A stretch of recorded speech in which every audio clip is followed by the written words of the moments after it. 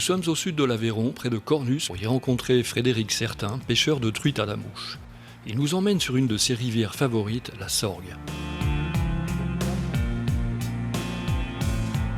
Amoureux de nature, Frédéric Certain organise des séjours d'activités de pleine nature. Il pêche depuis son enfance et a fini par se découvrir une véritable passion pour la pêche à la mouche. Peu connue, la Sorgue n'est pas surfréquentée, ce qui en fait une rivière de choix que Frédéric Certain aime pêcher régulièrement.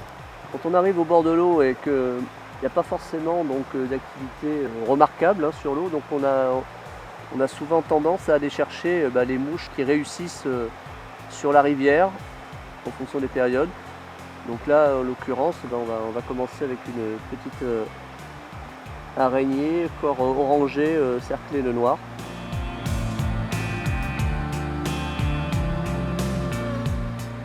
Je dirais que moi je fais peut-être plutôt partie des pêcheurs à la mouche minimalistes parce que ce qui m'importe le plus, c'est quand même l'action de pêche, la lecture de l'eau. Savoir que je ne veux pas non plus m'encombrer de matériel outre mesure. Parce que je trouve qu'on peut très bien se débrouiller sans une débauche de matériel que je considère comme superflu par moment.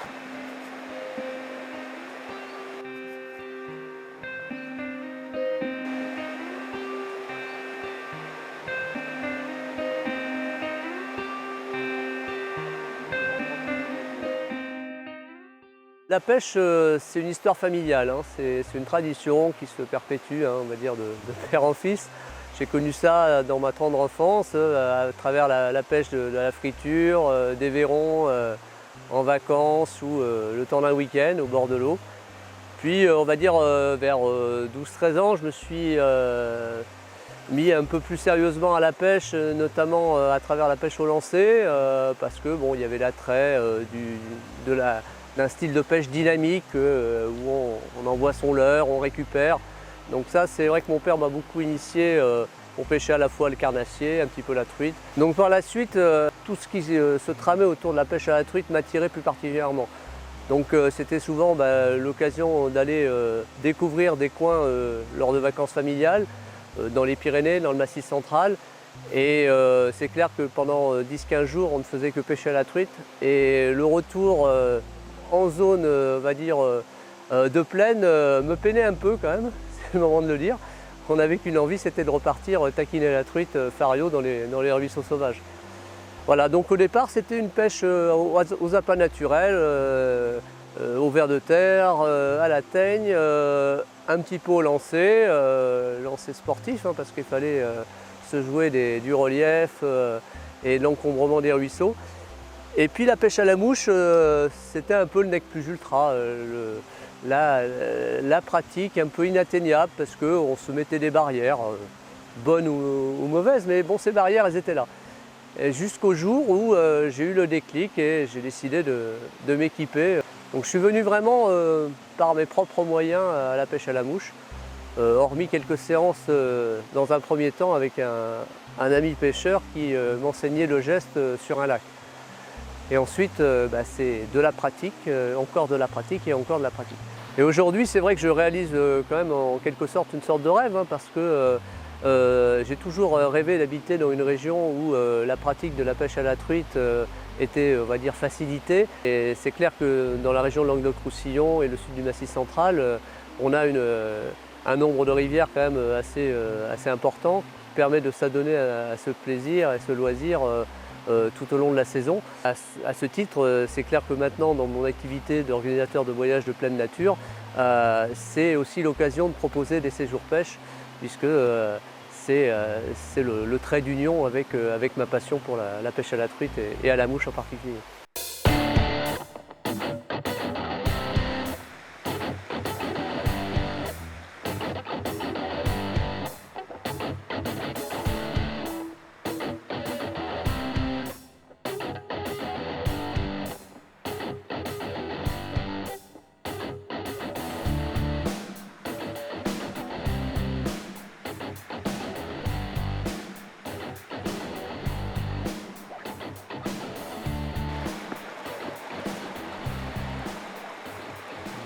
On a fait le choix de venir en Aveyron, en contrebas du Causse du Larzac, donc plateau calcaire.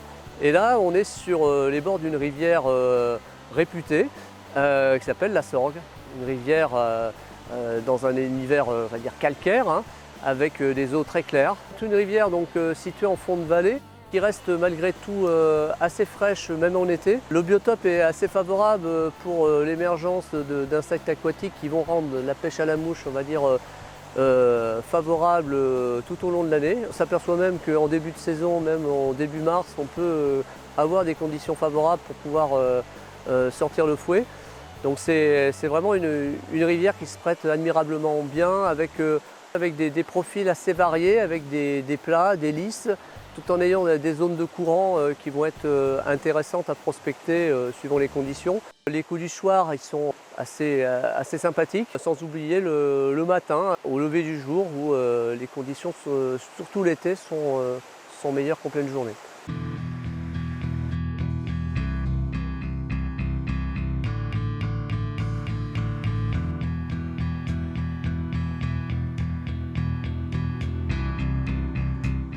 La présence d'écrevisses est un signe favorable pour trouver des truites, car elle indique que l'eau est de bonne qualité.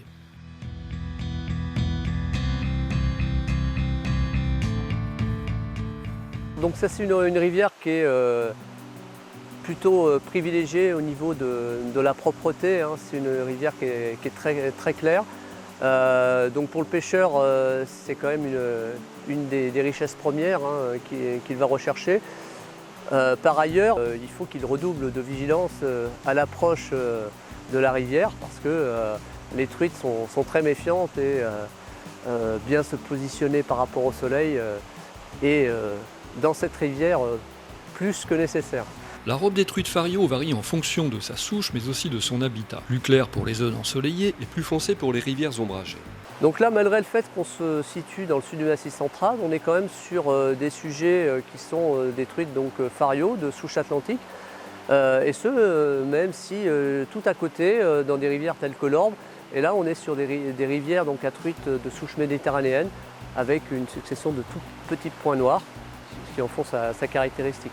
Alors comme pour toute approche, hein, de rivière, il convient d'arriver à la fois silencieusement et puis avec tous les sens en éveil, parce qu'il va falloir détecter les zones où vont se situer les truites en activité. Donc c'est clair qu'on est parfois tenté, quand on est débutant, d'aller très vite en action de pêche.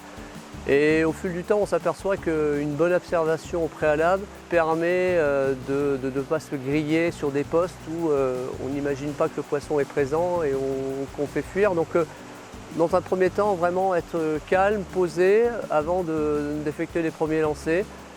Et puis ensuite, on se met donc en action de pêche. Alors bien entendu, on peut très bien tomber sur une période où le poisson est directement en activité. Donc là, on va pêcher les gobages. On va pêcher les endroits où le poisson est véritablement de sortie. Et parfois, malheureusement, la rivière ne se livre pas toute seule. Et là, on va pêcher les postes, donc ce qu'on appelle pêcher l'eau. Donc on a tout notre background, hein, on sait où le poisson se cache en général. Et on va prospecter au fur et à mesure des lancers. Et c'est ce qui rend la pêche aussi attractive, parce qu'on va être en même temps surpris par le gobage qui va venir de façon furtive au cours de ces lancers. Alors la pêche à la mouche, c'est par excellence la pêche de la discrétion. Hein, c'est clair qu'il ne faut surtout pas arriver avec l'envie d'en découdre et avec une énergie débordante. Il faut y arriver avec détermination certes, mais aussi avec beaucoup de discrétion. Et la qualité première du pêcheur à la mouche, ça va être quand même la qualité de son posé et la discrétion de son posé. Sachant qu'on pêche avec une imitation d'insectes, donc cette imitation doit à aucun moment éveiller le doute de la truite qui s'apprête à gober l'insecte. Donc discrétion et puis bien entendu qualité de l'imitation.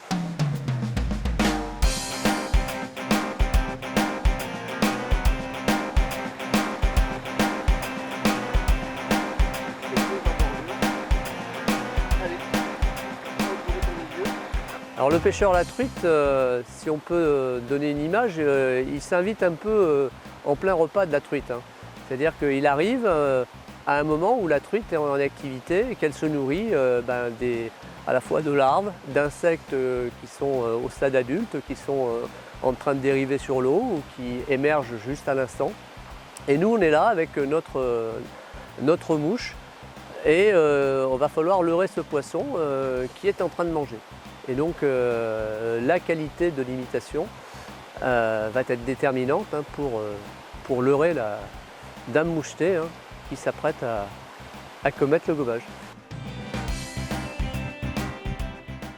Puriste, Frédéric Certain attache une grande importance à la qualité des mouches qu'il utilise.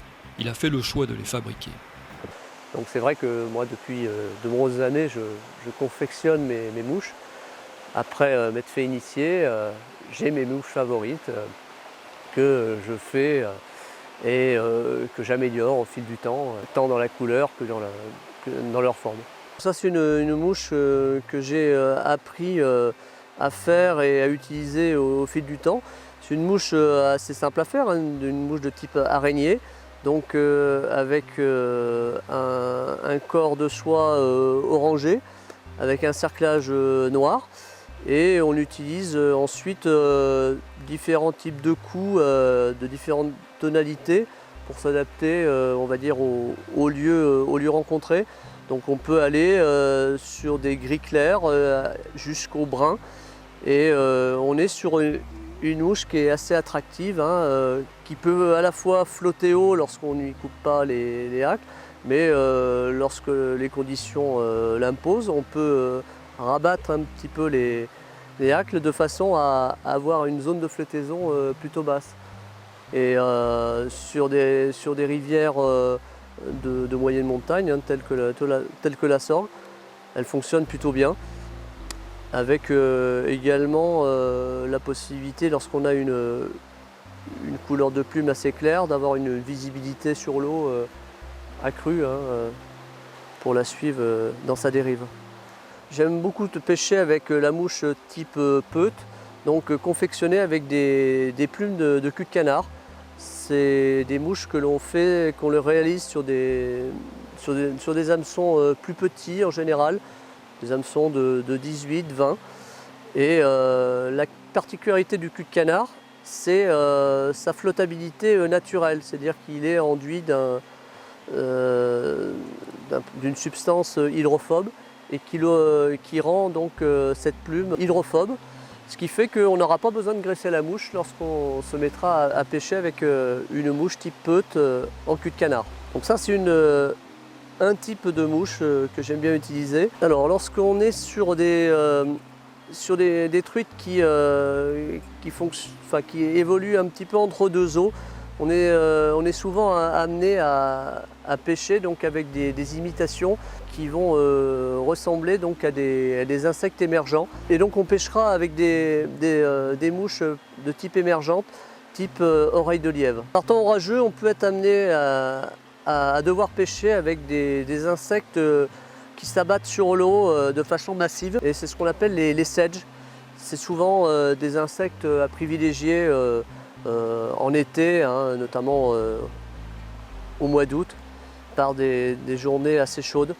Donc confectionnées avec soit des matériaux synthétiques, soit des plumes que l'on aura enduit de vernis pour rendre un peu plus solide leur texture.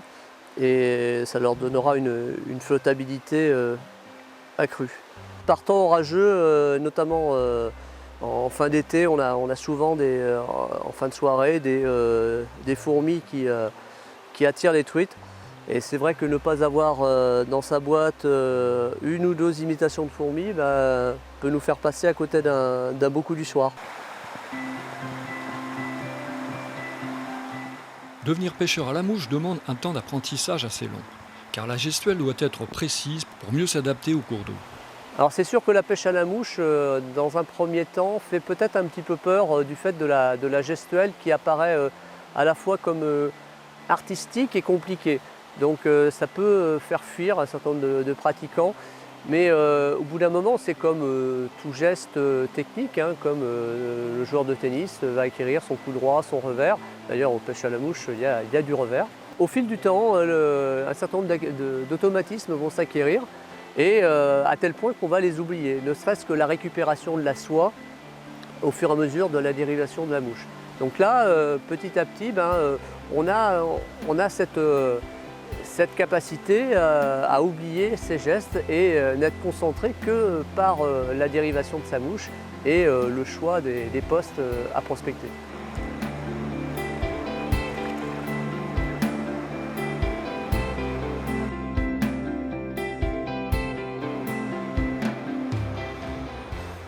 Pour bien pêcher à la mouche, plusieurs paramètres sont à prendre en compte, ce qui rend le jeu assez complexe. On a vu tout à l'heure la notion de discrétion, la notion de qualité du posé.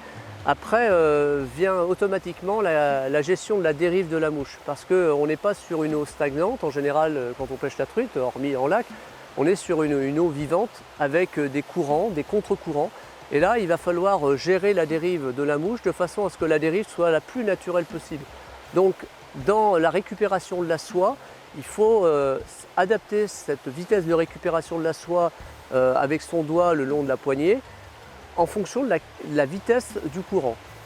À savoir que l'objectif, c'est d'être toujours en lien direct, en lien le plus direct possible avec la mouche, sachant qu'au moment du gobage, il faudra lever la canne et ferrer, alors que si on a du mou ou une anse dans le fil et la soie, le temps de réponse sera beaucoup plus long et c'est là qu'on rattrape le poisson au ferrage.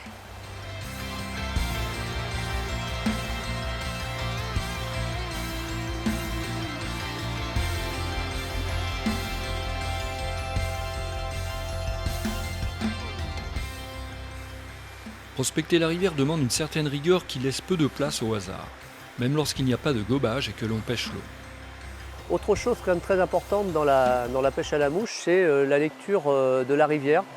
La lecture de la rivière à la fois dans la détermination des postes potentiels pour aller prospecter donc, les zones à truite, mais il y a aussi la lecture de l'eau et de la rivière dans son positionnement propre. C'est-à-dire qu'il va falloir faire en sorte qu'on ne soit pas gêné par une cascade qui va entraîner par exemple sa soie et qui va entraîner par là même un phénomène de tirage au niveau de la mouche. Donc il vaut mieux faire 2 mètres au-dessus, passer la cascade, être bien positionné confortablement pour pouvoir aller prospecter le poste ou le gobage qu'on a vu en amont.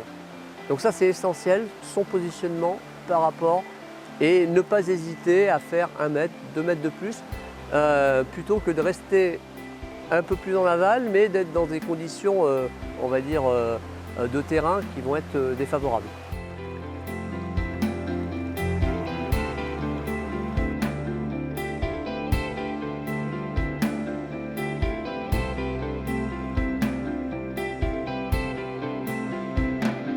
Autre élément à considérer, c'est à la fois la discrétion de progression dans la rivière. Bon, déjà, on pêche d'aval en amont. Tout simplement parce que le bruit que l'on fait va être transporté à l'aval et non plus propulsé vers l'amont. Mais néanmoins, il faut veiller à marcher le plus discrètement possible, pas faire des grandes enjambées, pas faire des éclaboussures, pas propager des ondes sur la rivière parce que la truite peut être à 2-3 mètres, va tout de suite partir et éveiller les autres poissons en amont. Donc là, on aura tout raté. Donc discrétion dans la progression, c'est également quelque chose d'essentiel et indispensable quand on veut pêcher à la mouche.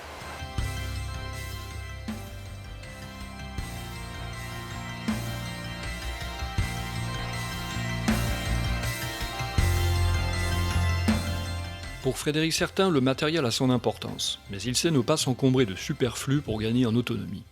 Alors oui, une chose essentielle quand même qui me plaît quand même sur cette activité de pêche à la mouche, c'est le côté minimaliste. C'est-à-dire que je dirais qu'on a besoin de quoi? On a besoin d'une canne, bien entendu, qui va servir à propulser la soie.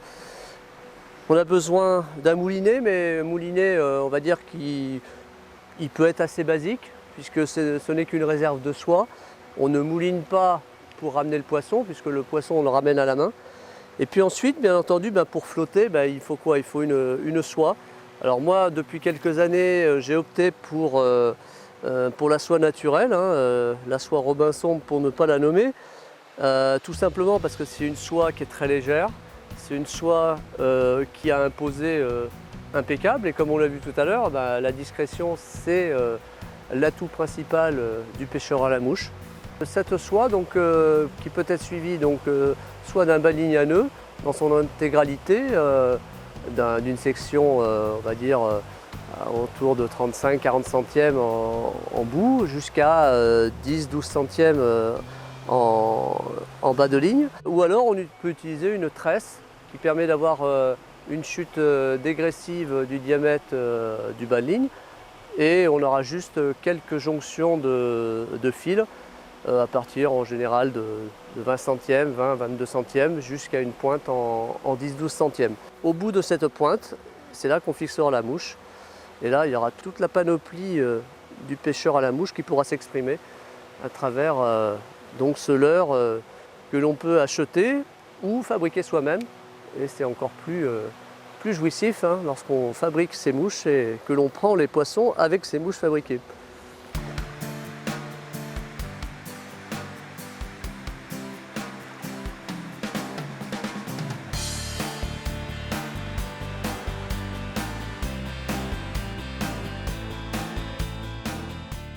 L'observation de la rivière et de son biotope est capitale pour choisir le bon type de mouche. Le moucheur va devoir faire des choix judicieux, pragmatiques et on va dire qu'il va devoir surtout faire appel à son sens d'observation. Parce qu'on peut avoir la plus belle des collections de mouches possibles dans son gilet. Si on ne trouve pas la bonne mouche qui correspond à la rivière sur laquelle on se trouve, on n'arrivera pas à déjouer la vigilance de la truite. Donc observation avant tout des insectes sur le lieu de pêche. Alors c'est sûr que lorsqu'on arrive au bord de l'eau et qu'on s'aperçoit que ce sont des petites mouches noires qui volent et qui sont la proie des truites, eh bien il ne faut pas pêcher avec une petite mouche jaune.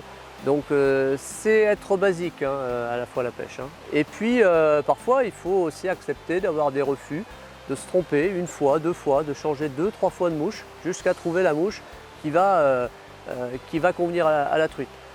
Sachant que la truite, elle peut très bien gober très en surface, donc avec des éclaboussures. Elle va surgir de l'eau de façon on va dire agressive et des fois elle va être beaucoup plus discrète. Elle va prendre les mouches véritablement sous la pellicule supérieure de l'eau. Et là, il va falloir avoir des mouches qui vont flotter assez bas pour pouvoir déjouer sa vigilance et pouvoir les ferrer au gobage.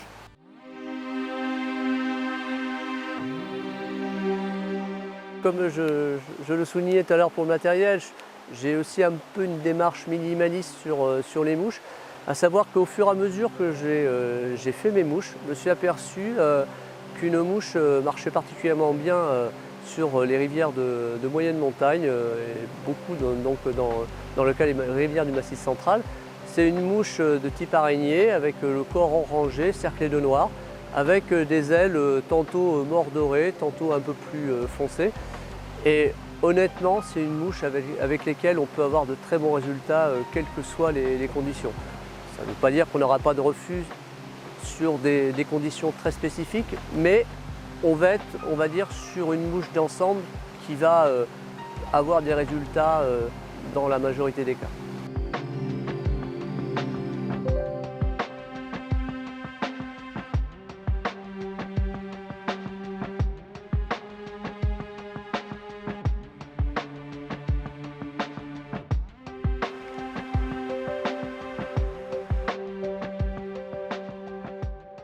La pratique de la pêche à la mouche, moi, c'est quand même une pratique que j'adore, comme je disais tout à l'heure, par rapport à l'aspect discrétion, par rapport au fait que c'est une pêche active, où on est toujours en mouvement, une pêche où il faut mettre tous ses sens en éveil, et avant tout celui de l'observation. Et puis, si je la pratique, c'est aussi avant tout pour pêcher en surface. Pratiquant également la pêche aux appâts naturels, avec notamment la pêche au toc, c'est clair que si je pêche à la mouche, c'est pas pour reproduire des techniques qui s'apparenteraient à une pêche aux appâts naturels. Donc c'est véritablement la mouche sèche qui m'attire dans cette pratique de pêche sportive.